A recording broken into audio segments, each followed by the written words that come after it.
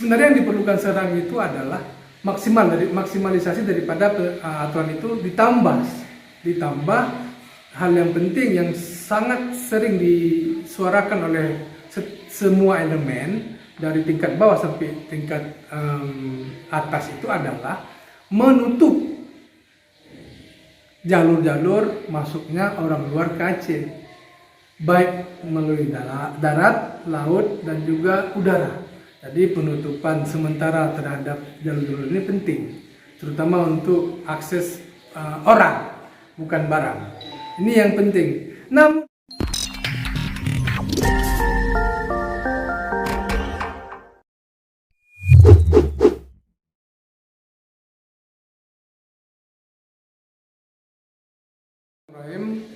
penerapan jam malam, kalau ditanya kepada saya terkait dengan penerapan jam malam, ini sudah menjadi kebijakan dan 2 bulan ke depan kebijakan ini sudah harus berjalan.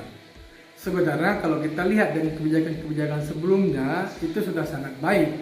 Katakanlah penerapan lokal social distancing, jaga jarak, kemudian juga harus di rumah, beja sahur, kemudian juga penutupan warung kopi dan tempat-tempat keramaian, tidak ada kegiatan-kegiatan yang mengundang massa. Ini sudah luar biasa.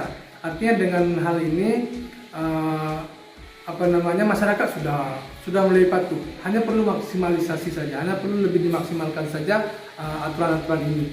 Ditambah kemudian juga kampung-kampung ataupun desa-desa di Aceh itu sudah menerapkan lokal ataupun lockdown.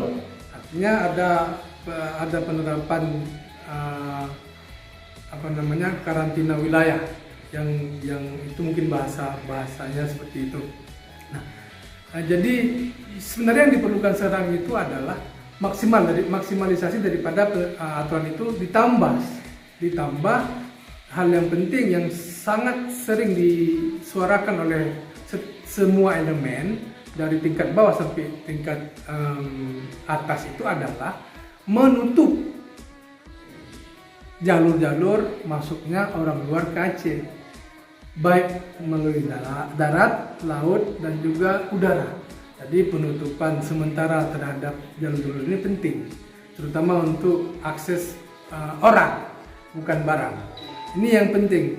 Namun pun demikian, penerapan jam malam sudah disahkan, sudah dilaksanakan. Ini catatannya silakan kita berpikir dan tentu saja berpikir dan berpikir positif terhadap penerapan ini. Namun catatannya yang pertama harus ada evaluasi. Ini 2 bulan ini terlalu lama untuk jam malam yang kemudian bisa mematikan aktivitas ekonomi total. Ketika belum ada jam malam, warung kopi tutup, sudah terdampak, tapi masih ada kegiatan-kegiatan ekonomi sedikit. Nah, ini dengan jam malam ini total gerakan ataupun kegiatan ekonomi hilang di malam dari jam 8:30 sampai dengan pagi.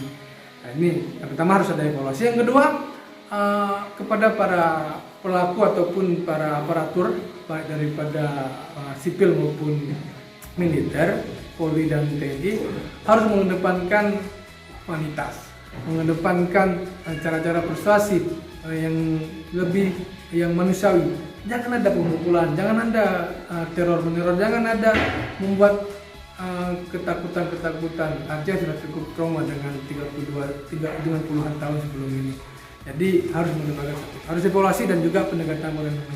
Jangan ada sampai menjadi masalah baru di tengah-tengah masyarakat yang kemudian bisa menimbulkan gejolak sosial yang baru. Jadi ini catatannya harus ada evaluasi setiap periodik terhadap pelaksanaan ini.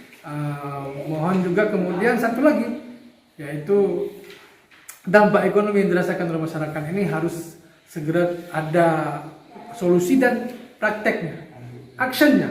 Sudah kita tahu akan ada alokasi dana khusus untuk sembako segala macam. Ini harus ada action langsung.